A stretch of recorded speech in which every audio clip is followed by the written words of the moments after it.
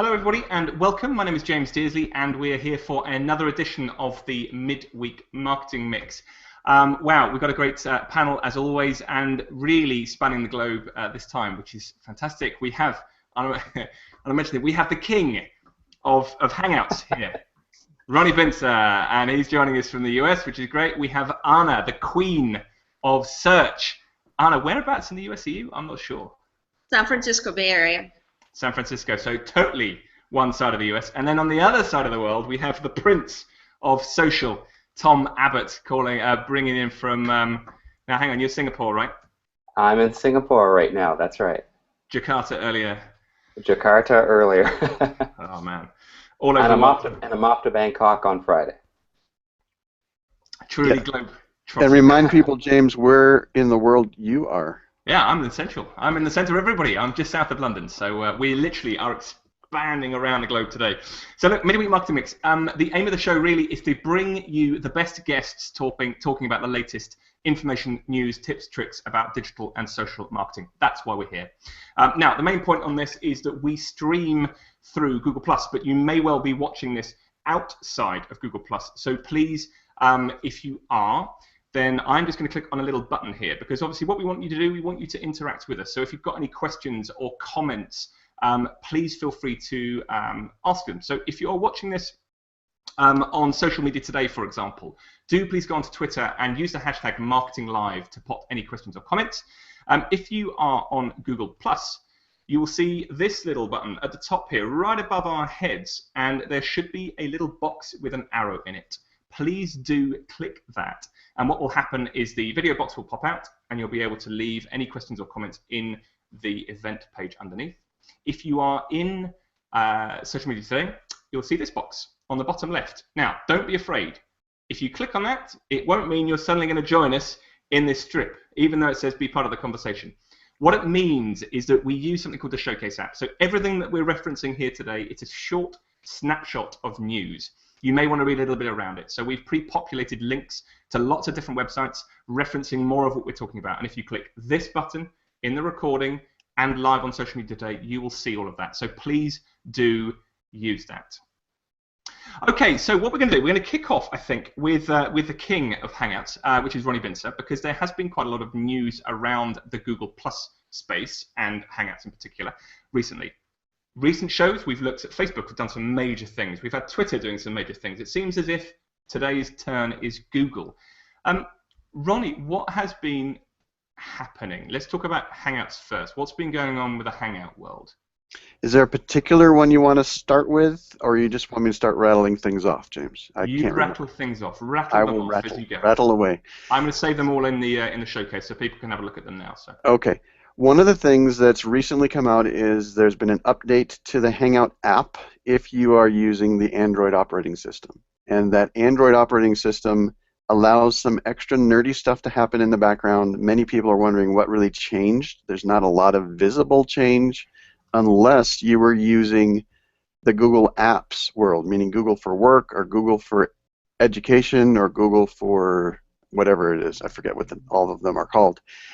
Those had this inability to, when you're doing a Hangout video call in one of those environments, I'll just call them Google Apps, it has the ability to limit those that are able to join into the video call based upon membership in the same, what's called a domain. And if someone was an external person, they weren't part of your business, for example, you could invite them in to that Hangout video call, but you have to do it a special way. And if they were using a mobile app, they couldn't get in.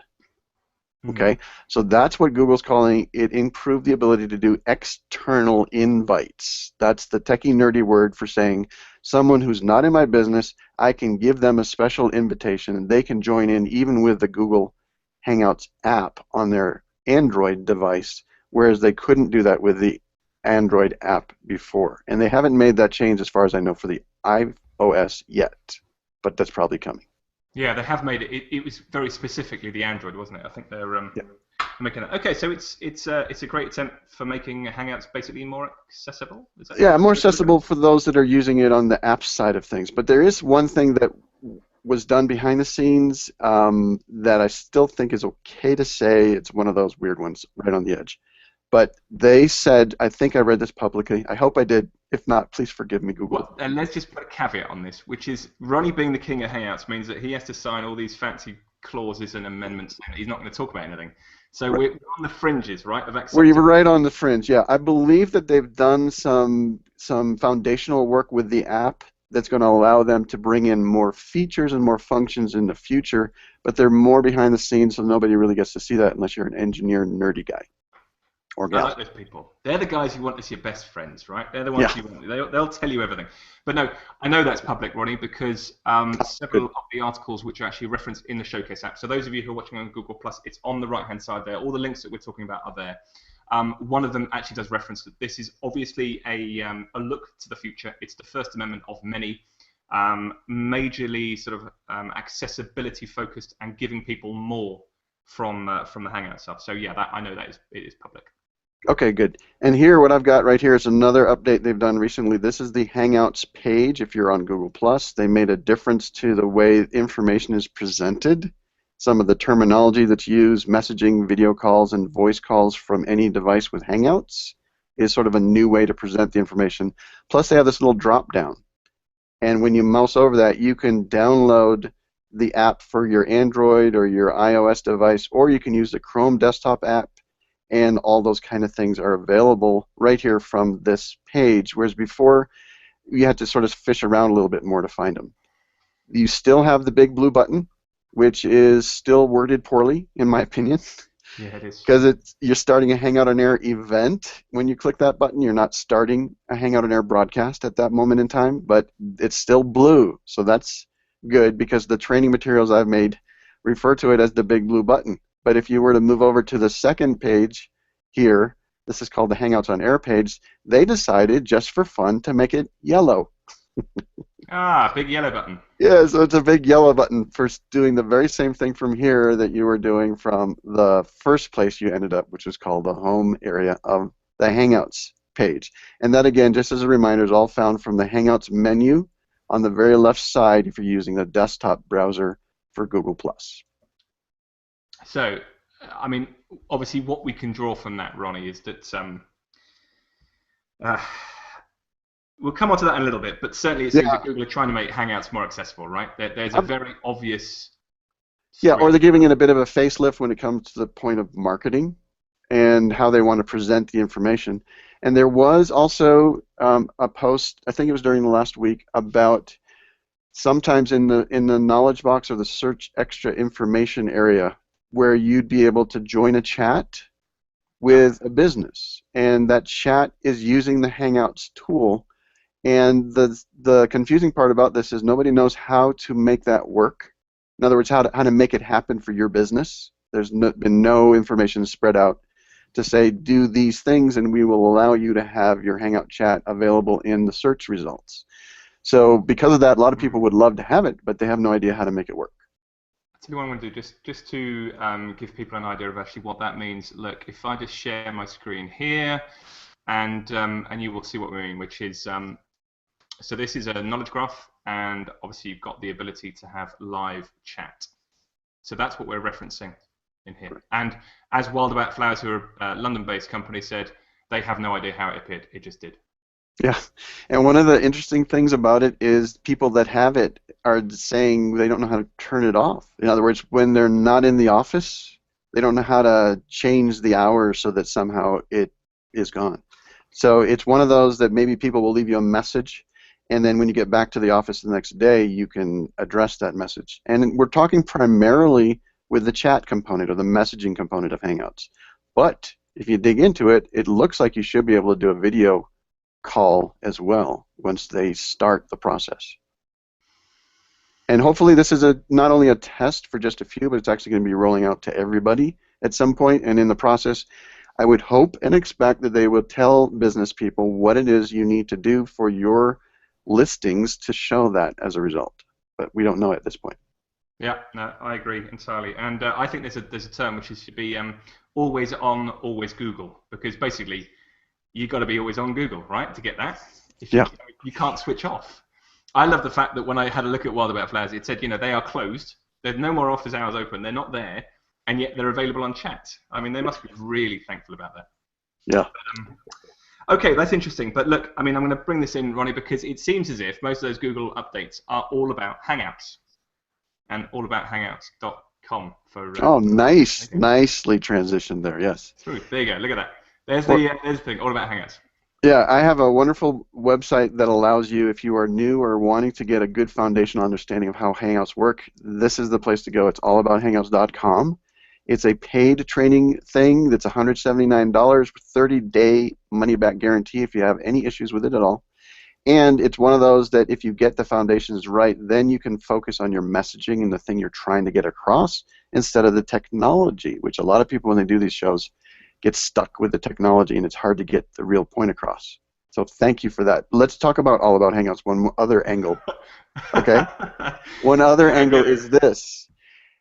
People are freaking out, some of them, because of certain things that have been in the news about how maybe Hangouts are going to be separated from Google+, or photos are going to be separated from Google+, and I don't believe that's actually the case. And I know that we can have more of a chat about that, but my take on that is this is an internal terminology shift from within Google, and somehow it got out into the world, probably through the Forbes article that many might be aware of. Yeah. And as a result, people, those that like to declare that Google is dead, Google Plus is dead, they have decided that it's dead again. Okay. But what I believe is happening is there may be more emphasis on finding access to Hangouts outside of Google Plus without removing it from Google Plus. Just like finding access to a Photos type of app outside of Google Plus without removing it from Google+. That's the understanding that I've got. And by the way, we've had the Hangouts app that we talked about just a little bit ago for quite a while. So there is a way to get to the Hangouts thing without actually getting into the Google+ world if you're using a mobile device. Okay, let's break it down step by step, because there's a big lot of news. And incidentally, Ronnie has just referenced the Forbes article, which is what brought a lot of people's attention to what we're about to talk about. It is in the showcase now. Click it, have a look at it, digest it, and read it. That's what we're going to do. Hey, look, this is brilliant. Didn't know these guys were here. Look, Wild About Flowers. Look, we've just been referencing you. Hey, guys. And look, it looks like they're online now, so you can test the chat button out. Brilliant. Love Great. it. We shall do. We shall do. Okay. This is the awesomeness about Hangouts, the live interactivity. It's just amazing. Especially when they're online, which is great. All hail the king, Ronnie Binster. There you go. Good God, good God. Thank right, you, let me Dave. just do a couple of shout outs. Hey, Karen, as always, you're on board. Thanks so much for joining us. Who else we got here? We've got Seizure of the Day, Epilepsy. Now, forgive me for not knowing your name. Roxanne. And we've got Arizona Low. Hey, Arizona. So, a lot of guys coming in here. So, Carmen in Spain. Dave Pipe, Dave, thank you for your updates always about when Hangouts need to be updated because of the Chrome browsers and things updating, so really appreciate that. And Nick Rink, hi Nick, you've joined us as well, so that's great. And Anna, let's have a little bit of sympathy. Needing a bit of coffee. You all right, Anna? You there? You okay? Bless. Your little one wasn't very well last night, so no sleep. All right. It happens. Yeah. I hope you're all right. Anyway, I'll tell you what, you need coffee because you were awake all night. Tom, what time is it now in Jakarta? Well, I was just about to say, I know the feeling, Anna. I've got an 18-month-old boy, so I know what it's like to have sleepless nights. And it's 1:15 a.m. here in Singapore, so my Starbucks coffee at Changi Airport sure came in handy about an hour ago. You're just planned this really well, because I reckon you've got a bottle to feed at about 2 o'clock. So just when this finishes, you'll be in a perfect position to be great husband and dad, I would think. Well, in fact, Liam just woke up about 3 minutes before we went live, and I just ran in there with a bottle, and now it's nice and quiet. Multitasking fathers, that's what it's all about. Yeah, I'm just crossing my fingers for the next 45 minutes.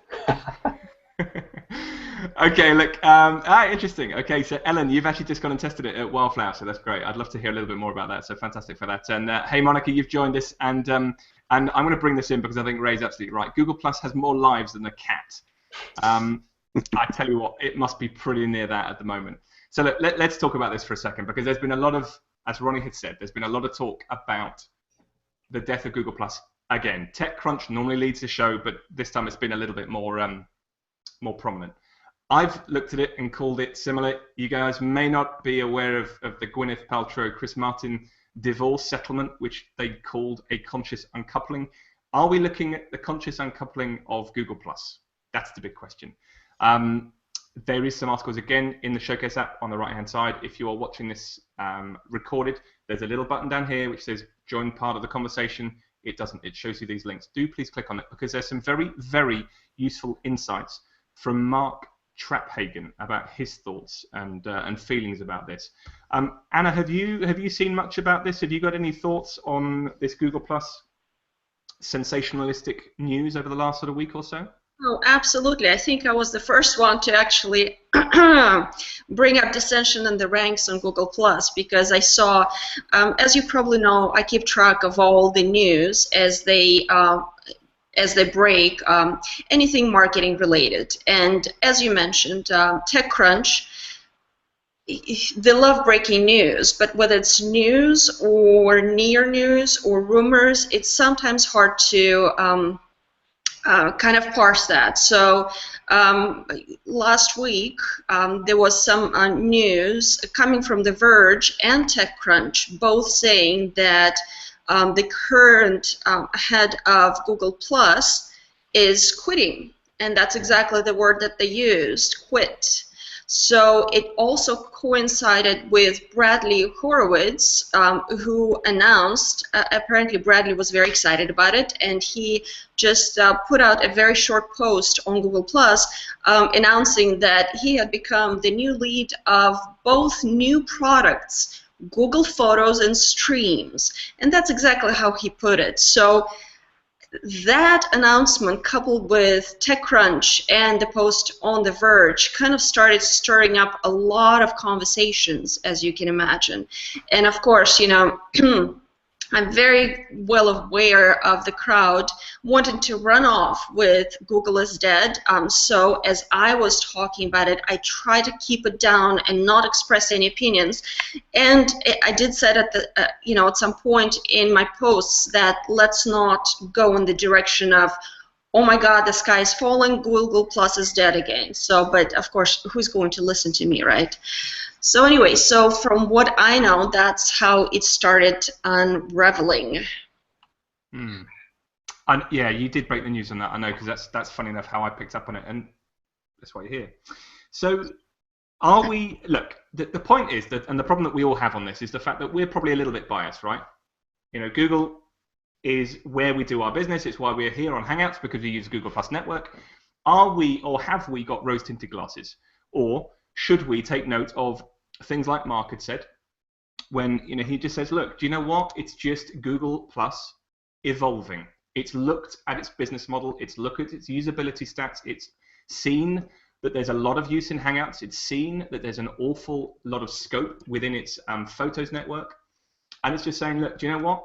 Are we being a little bit naive, expecting everybody to have a Google Plus account to access all of these features? And in fact, the best way of doing this is to separate them all off and sort of have a softly sold approach into bringing new people into this network by giving them access to the most popular component part of this entire massive, great big animal that is Google Plus. Now, James, you just said something indirectly or maybe unintentionally, but you said without having to have a Google Plus account accessing these things, and I don't believe that that's going to be the case. Now, if it is, that would be amazing. But for example, Hangouts, you can't do a Hangout video call without having a Google Plus account, and or a Google account is what they technically call it. And the primary reason is there's certain well, there's a couple reasons. One has to do with spam, fighting away abuse. If you don't have to have an account and you can get in and abuse people in Hangouts, they have no way to keep you out. So that's one piece that a lot of people don't even think about, but that's actually what's one of the driving factors for needing an account. The other is when you open up your Hangout interface, certain things are there. It remembers that you had a certain setting and things like that, and that's tied to your account. So it's very unlikely, in my opinion, that the standalone anything is going to be able to operate without having to have still a Google account of some kind. Okay, so that still begs that question, which is they're taking out of the Google Plus infrastructure. They're not, sorry, I'll revise that. They're not taking it out because that was one of the big points, wasn't it? They're adding. Adding. They're adding an independent function to certain aspects of the Google Plus infrastructure, allowing people to access parts they want. But as you just saying it, and Ronnie, and I think it's a very important point, you still need to have some semblance of a Google account, not Google Plus, but it's a Google account, i.e. Gmail account. Is that right? Just for clarity, Ronnie? That's my understanding the way it is right now, yes. Okay, so basically, in a heartbeat, as Carmen has said here, Google is the phoenix bird. It looks dead and is rising from the ashes. I don't think there's any ashes, personally, but am I being... Have I got rose-tinted glasses, Anna? What's your thought? Absolutely not. And we kind of had this discussion on one of the threads on Google Plus, where one of the people I really like and respect on Google Plus, Oleg Moskalansky. He is from Ukraine originally, so that's the complicated name. But Oleg, in one of the threads where we talked about Google Plus, renaming the existing products.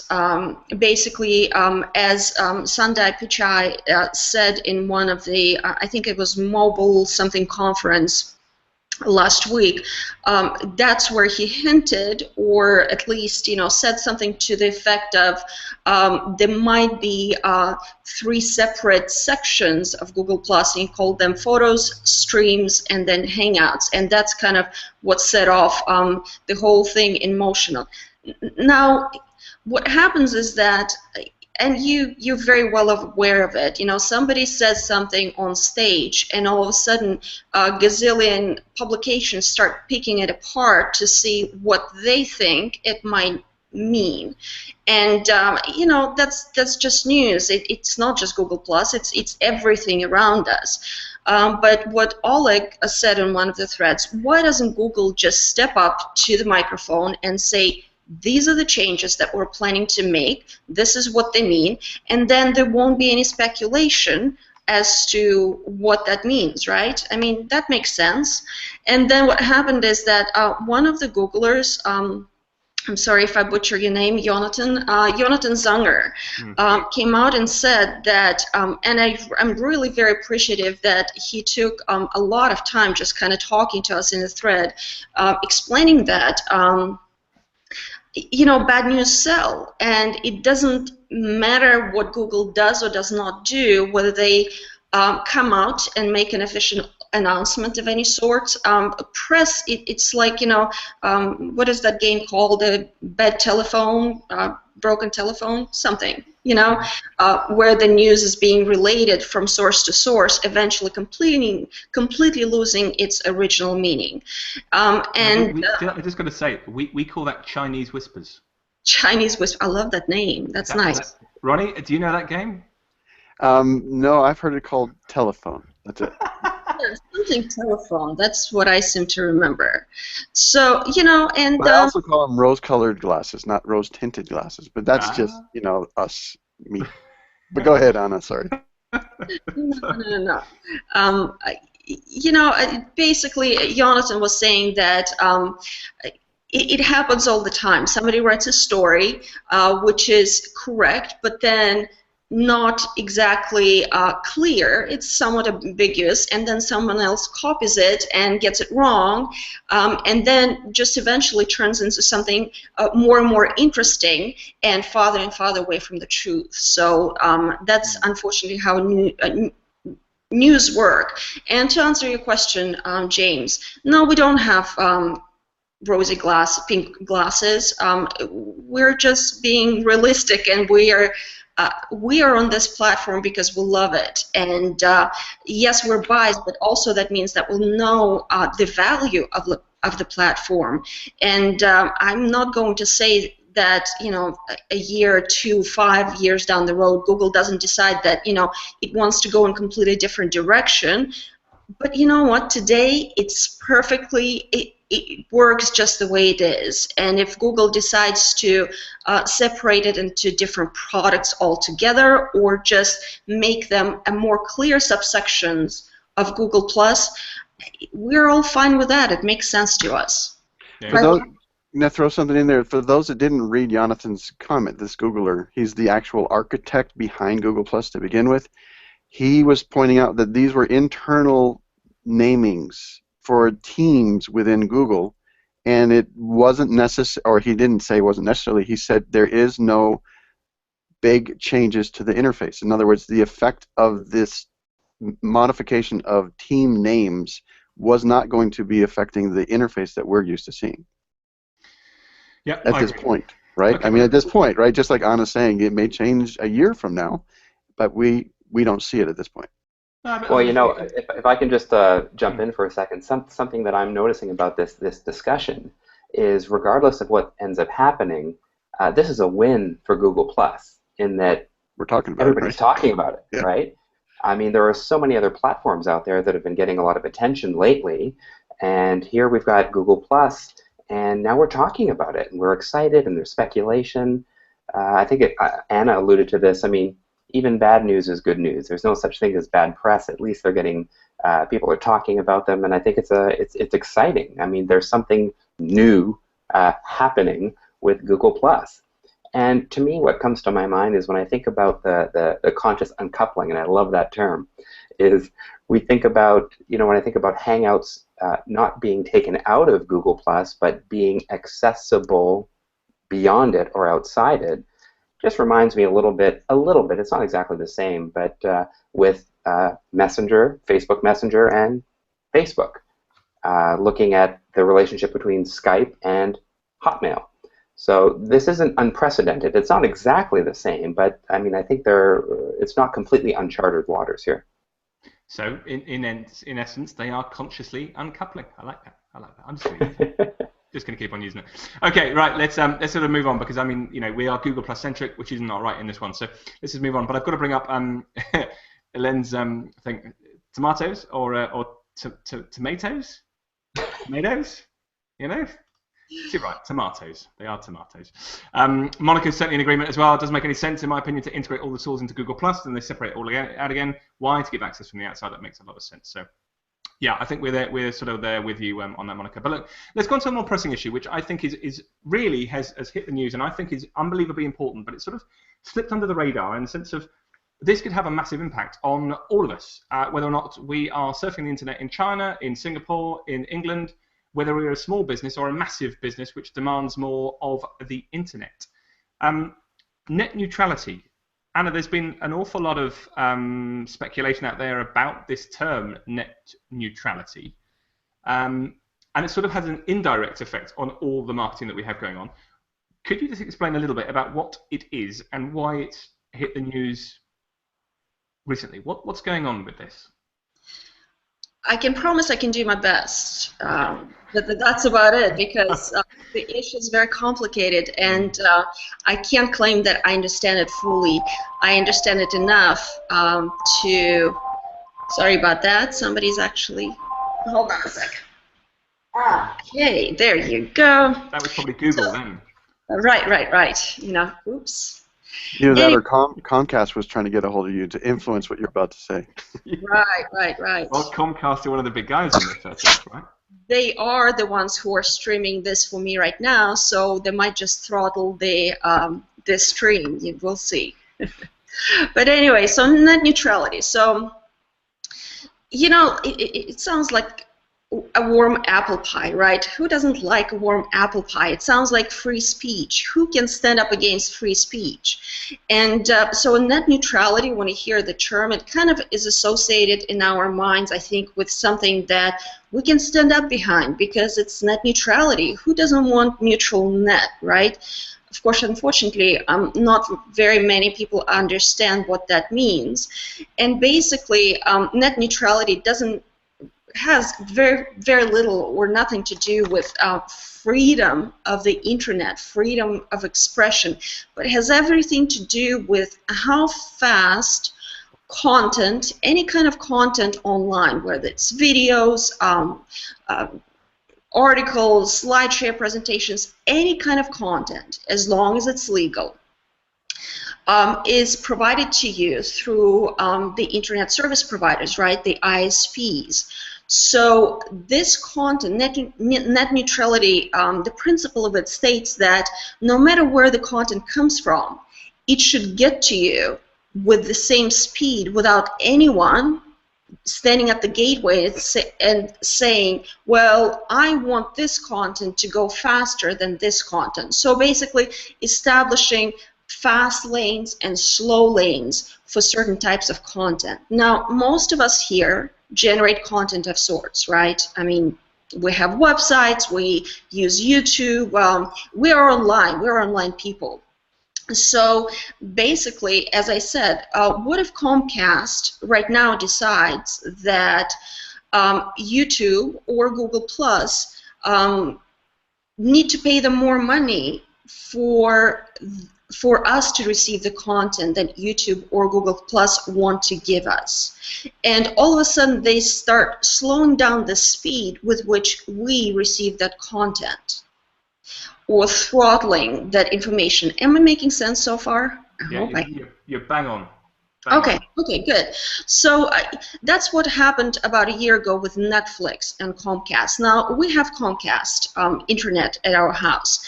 Unfortunately, most of us in the United States will have maybe one, maybe two choices of internet service providers in our area. So we really kind of are put in a position where we don't have much competition, so we have to go for whoever is readily available in our area. So for us, it's Comcast.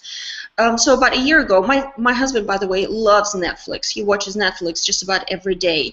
And about a year ago, I was watching him, you know, one of those standing on the edge of the bed trying to get the signal from Netflix to download his favorite movies. And I'm like, what is going on? Is something wrong with our Comcast connection? Well, I just found out very recently, or not so recently, so it happened about a year ago, that it turned out that Comcast somehow decided that they want to hold Netflix hostage and demand more money for delivering content to me, the consumer. So I'm already paying Comcast for my access to the internet, right? And I'm paying them at a certain level of speed. So naive me, I would think that if I'm paying them already, I should expect that kind of speed, right? Well, Comcast decided no, they will take my money, but they will also get more money from Netflix so that Netflix can deliver the promised content to me. Anyway, so it makes no sense, right? So that's the basic of net neutrality. You know, it's a battle between the internet service providers and the content delivery companies. And the internet service providers basically right now, or they used to be a monopoly over the internet. They used to be the ones who basically say and who have control over how fast the content is delivered to us, no matter how much we already paid them for it. So, in my opinion, and you know, I'm sure everybody's got, trust me, everybody's got an opinion. As we talked about on Google+, there was no shortage of opinions. But there was massive divide in this, I think. It's huge, but you know, you just have to remember there are really two sides of the coin here: the internet service providers and the content delivery companies. And so the FCC, the Federal Communication Committee, decided to step in and say that basically the internet is too important to allow the ISPs, the internet service providers, to be the ones making the rules. Wouldn't you agree with that? I absolutely do. You know, it seems like it's a very good. It makes sense, right? Well, let me just put this out a little bit. So, Ronnie, which side do you lie on this? Because, in fact, let me just mention this because Andrew, for example, I'm sorry, but if I build out a network with my own money, I should be able to charge whatever I want to any customer I want. Just like volume discounts are given, I should be able to charge extra money for extra speed. So Andrew's made his opinions perfectly clear on that. And hi, Andrew, by the way, good to see you here. What, Ronnie? Come on, you need video to survive. So where do you sit on this? I'm confused. That's where I sit on it. The concept of net neutrality, or that Comcast is not allowed to say, Netflix, you pay me more money to get fast. If not, you're going to get slow, and people will No, complain. you'll be the same as everybody else. That's what they're saying. That's the Oh, okay, right. That to me seems a bit like double dipping. I understand Andrew's perspective, saying they spent the money to get the physical wires in place, and now having that taken away, their ability to charge what they want to is problematic. But because what Anna had mentioned earlier, that we have very little competition with this, we, the consumers, are the ones that will end up suffering in the long run from it, and that's why I think the government has tried to step in. But I don't know, honestly, where it's going to end up, because I know that the Comcasts and those kind of companies are going to start countersuing the government, and then it'll just sort of get messier, because this is what happens when lawyers get involved. No, I agree. I absolutely know what you mean. I mean, and Tom, out in probably the area with the most amazing broadband connection the world has ever seen, and in fact, from what I understand, it's the most likely area to benefit from the world of the internet because everything is so fast. What's your thoughts on this? Would you like people to have take priority on internet speeds, or would you not? What's your thought?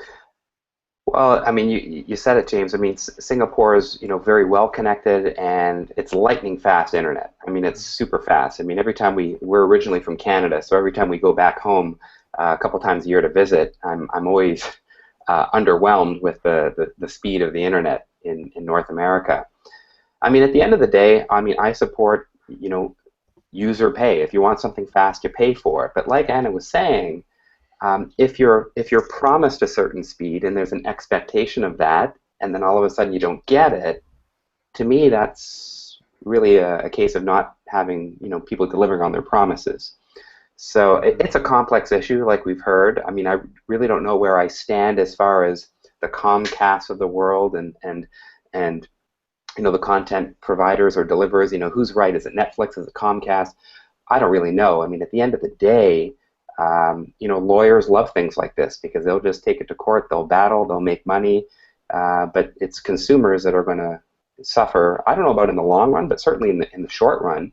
But I do believe that markets do have a way of sorting themselves out at some point, and perhaps more competition is a way to do that. In Singapore, we've got 3 major players. We've got M1, StarHub, and one of our sales training clients for the last few years, Singtel, Singapore Telecommunications, and they're the biggest one here. And we've also got a few smaller ISPs. So there's a lot of competition here, and I think that keeps prices within reach. And of course, we've got really fast connections. Now, a solution that Tom mentions is a good one, but it's probably more complicated from a marketing angle, which means tiered service, right? If I want a faster service for all the types of content I get, I pay a different amount as a consumer, and it's my choice then. But where Anna was pointing out, we usually pay for the fastest we can get and expect all of it to come through as fast as it's possible. That's our expectation. And Tom brought a wonderful pun in saying, well, they're not delivering on their promises. Just thought I'd point out the pun. Delivering. Thanks, Ronnie. You're welcome.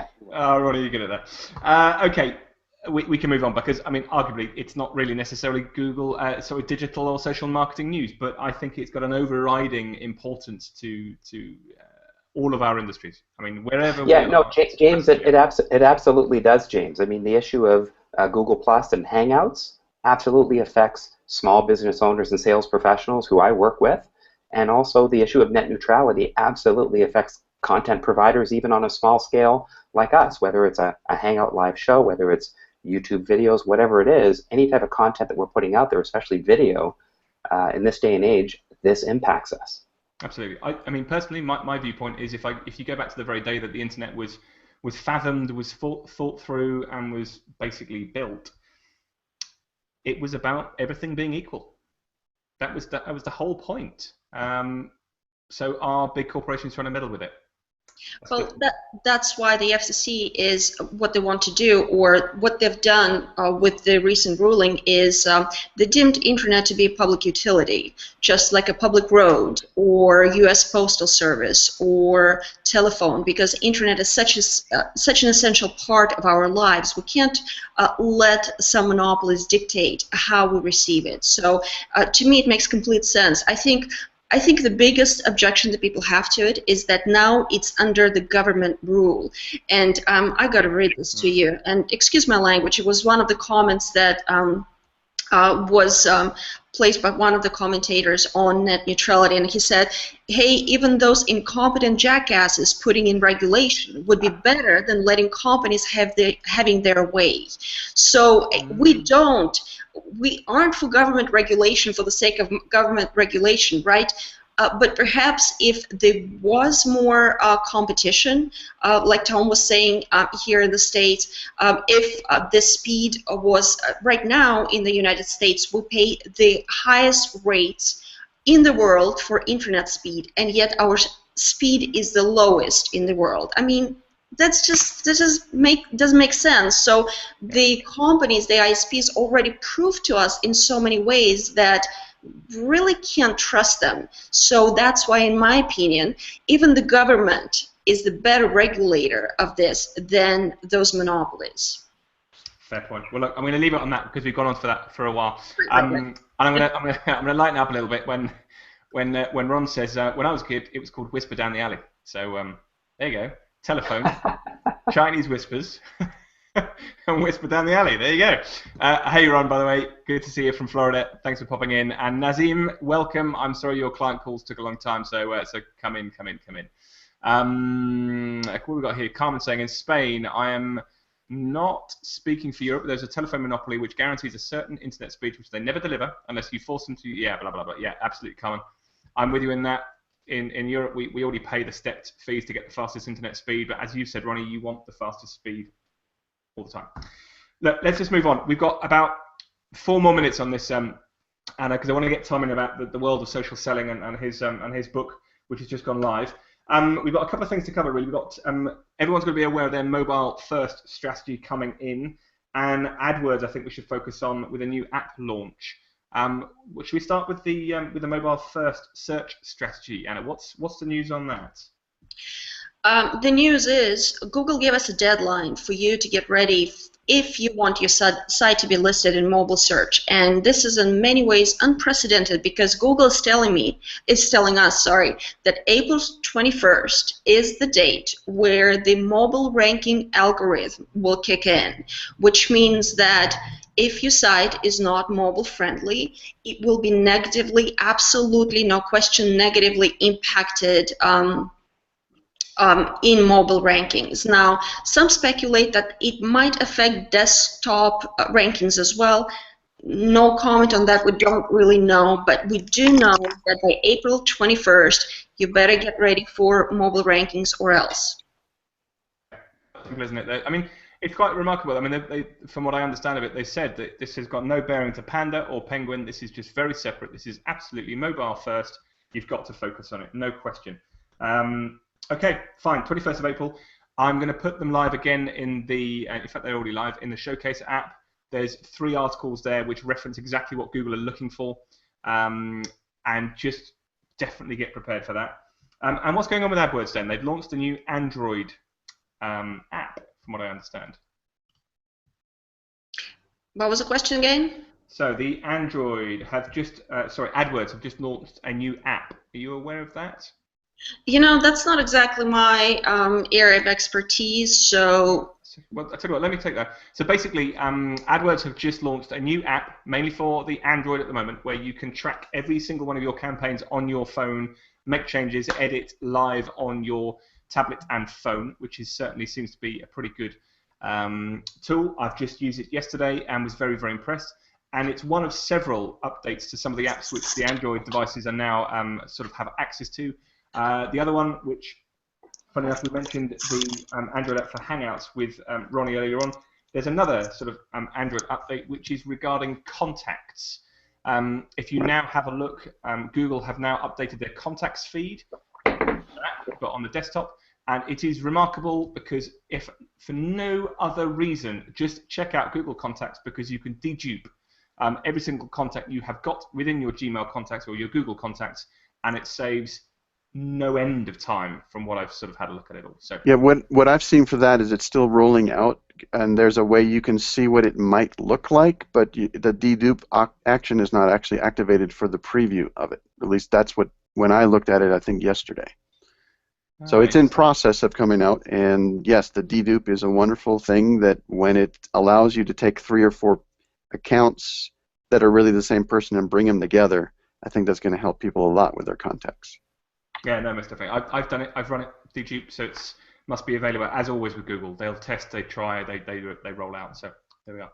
Okay, Tom, I deliberately left you to last, as you know, because I definitely wanted to make you sort of get right to the end. It's now what 1:45 in the morning. Yeah.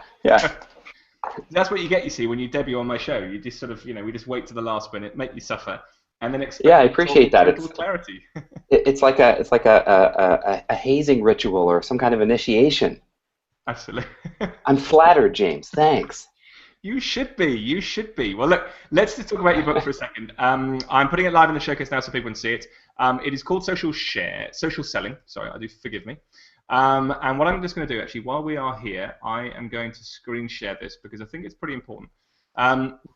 So this is it here on, I'm going to just blue box you there. So Social Selling, 10 essential strategies to prospect, position, and present in social media. Now, the reason I'm showing this is because actually this is a closed campaign on Publicizer. I can never say it.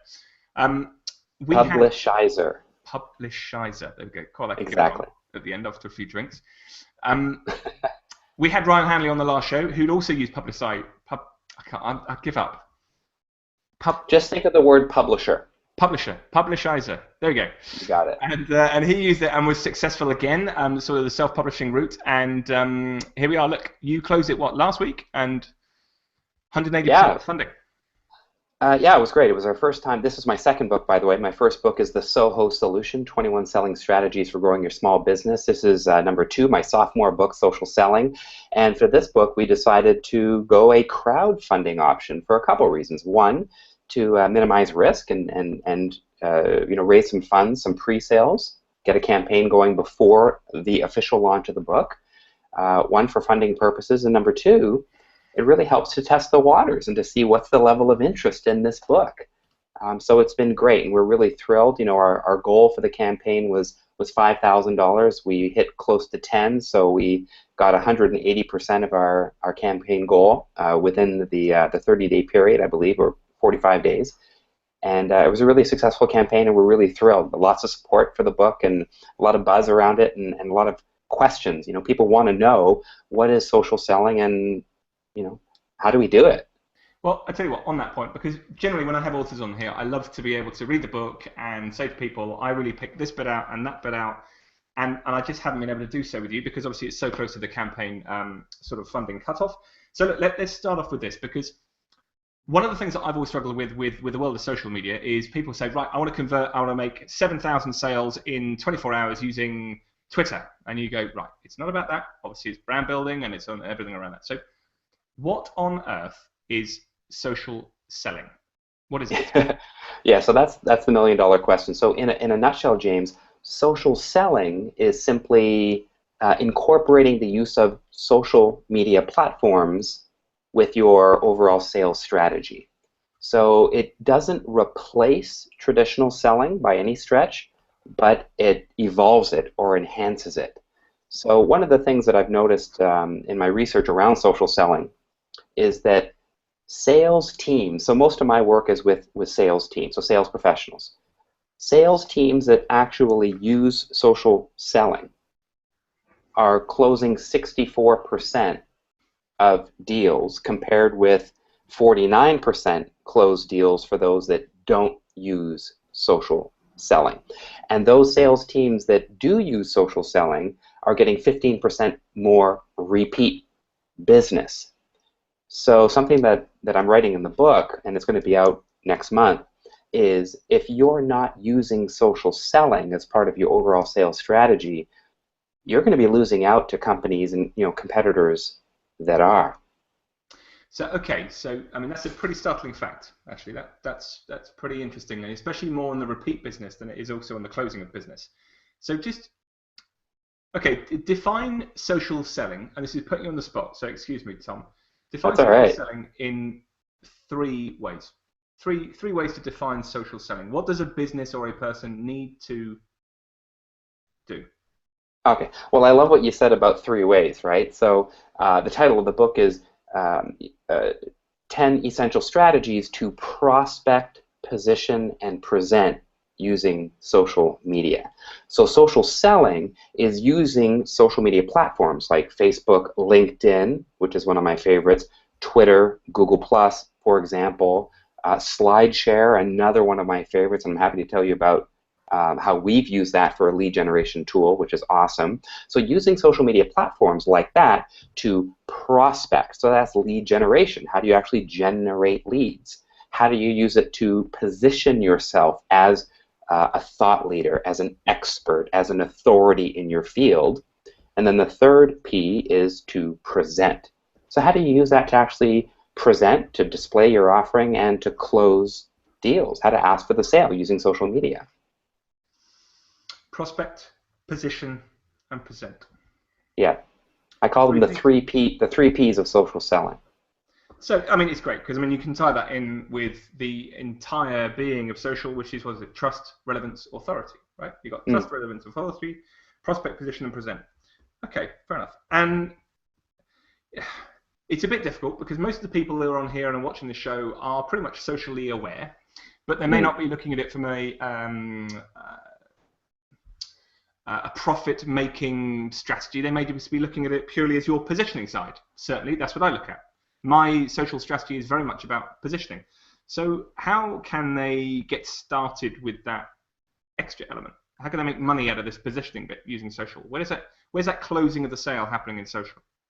Yeah, okay, so I think you've got two sides of the spectrum, and I love what you were just saying, James. So there's a lot of people on social media who are using it strictly as a positioning platform or a positioning tool. But they're like, okay, I've got 100,000 viewers, I've got a big audience, but I'm not making any money. And then the other side of the coin would be those who are always asking for the sale, right? Like every single post is buy this, buy that, download this, download that, sign up for my this, that, and the other. So they're really kind of spamming their audience with no relationship at all. So something that I've learned is that the key to success with social selling is first you use it as a prospecting tool, and that's all about finding where is your audience, where are they, what platforms do they like to congregate on. So prospecting tool, which is a lead generation tool, and then how do you position yourself? So that's building your credibility and your following. And then finally, how to present or sell and ask for the sale using social media. So something that I think our viewers will find useful is I get asked a lot of questions around, what is social selling? What does it work? And there's a lot of myths out there around social selling. You want me to share a couple? Yeah, please do, absolutely. I mean, Yeah. before we do that, actually, I mean, one of the people I would say absolutely encapsulates this, and I mean, Ronnie, I'll bring you into this because to me, you've done that in the sense of the vision and sort of how you've done it with the Hangout stuff, because arguably you started very much with prospecting. You started very much with sharing your information, sharing your knowledge, and that basically gave you the position in order to then, as you very aptly put it there, Tom, just asked for the business. And that's why all about Hangouts and Hangout Mastery and all that sort of stuff does so well, right? I mean, that's arguably what you put into play. But it is a tricky and interesting transition, and I'm interested to hear what Tom's going to say about how you transition from your positioning to the, what was the last word? Present. Presenting. Yeah. Right on. Cool. Thanks, Ronnie. Yeah, so some of the common myths, I mean, I hear small business owners and some sales professionals say, you don't need an online presence to sell, right? I mean, that's kind of old school selling, is they think that they don't need to be online. But studies have shown that 89% of all purchases start with an online search, regardless of industry.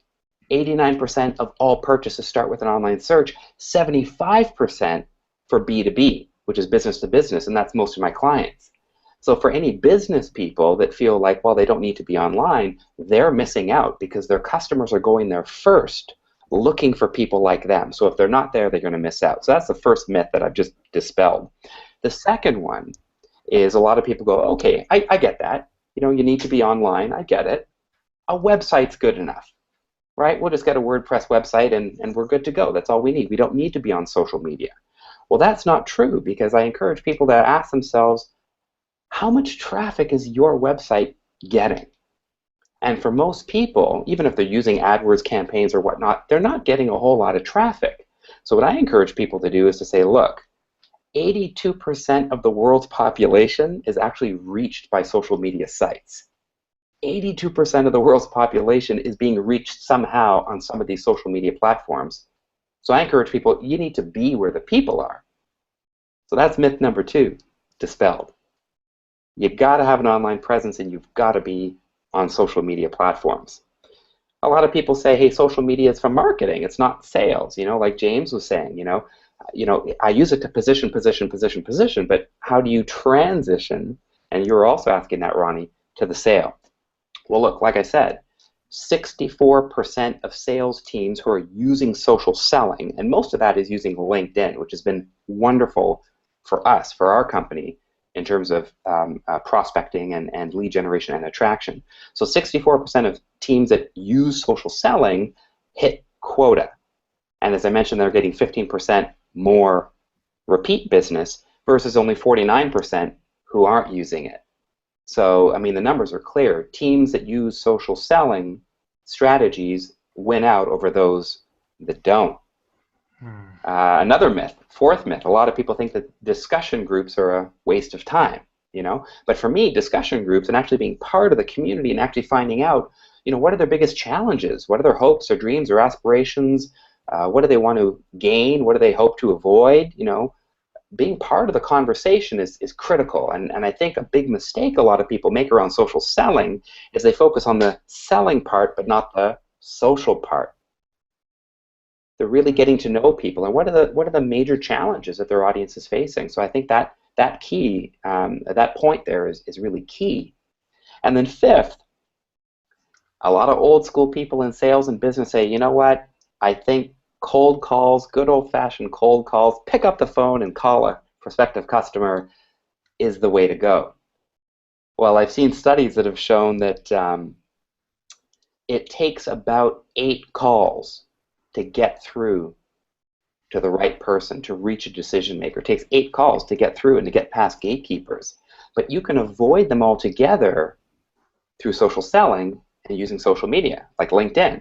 If there was someone at an organization that you really wanted to meet, like let's say, for example, I wanted to deliver a sales training program at Comcast. Well, you pick up the phone and you make a few calls. You're not sure who to talk to. But I could just go on LinkedIn, do an advanced search on Comcast employees on LinkedIn, and you bet I could find VP of sales, for example, or the sales director. I could find that person, see if we have any common connections, and ask our mutual connection to introduce us. Boom. I'm now connected with that guy. And I tell you what, Tom, that for me is the epitome of working smart, not hard, which is, for me, if you know your way around certain tools, because funnily enough, I use LinkedIn, and I also back it up with Twitter. I find the right people, and then I look at multiple platforms to engage with people. But one of the things, and we're sadly we're moving towards the end of time, one of the things that I often talk about with a lot of the clients is you've got the sales guys who get it, right? They understand it and they want to find the right propositions. They say, yeah, fantastic. I will use social media. You then got the finance guys who come in and say, well, okay, how can we analyze this? And they say, what's our return on investment of hiring a social guy, or having our salespeople off the phones for half an hour to do their profiles? And I'm saying, look, it isn't just about return on investment anymore. There are 3 more R's. So there's your return on investment, which is obviously a factor. You have the return on engagement, which is growing ever more important in the world of social. We have a return on engagement. And then finally, we have the return on relationship.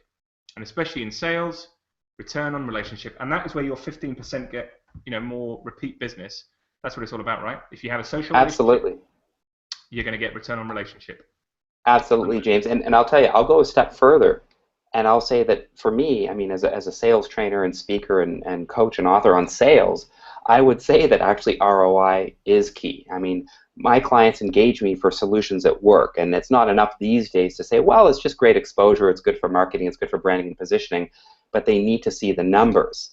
Well, the numbers are clear, they're there. What I'm going to do with one of our clients that we're doing a program for in a couple of weeks is we're going to have half the sales team doing traditional cold calling, and then the other half of the sales team using some of our techniques from the book on social selling. And then we're going to compare those, and then the case will be very clear there. So I think it's an exciting time to be in sales right now. There's never been a better time to be in sales, right? You have an opportunity now more than ever to get in front of your ideal target customer, talk to them, learn from them, and position yourself as the ideal provider, and then ask for the sale. You've built up the trust. It's a great time to be in sales. I'll tell you what you've just said, which I think encapsulates everything, which is you find them and you talk to them. You don't sell to them. And look, on that note, I'm going to basically finish this up, but I'm just going to mention Dave Williams has actually just put this in here, and I'm going to let you say this, Tom, because I now know that I most definitely can't say this. Which crowdsourcing site did you raise funds for your book? Great question, Dave. Thanks for that. It was Publishizer. Connect with me on Google+, and I'm happy to introduce you to my buddy Guy Vincent, Publishizer. Who, funnily enough, I connected with LinkedIn today, and I said to him, you're coming on, a fellow Singaporean, and he said, yeah, great, and we're going to have a chat about more people coming on the site to talk about books. So look, Tom, I'm going to thank you for staying up till now past 2 a.m. Ronnie, thank you as ever.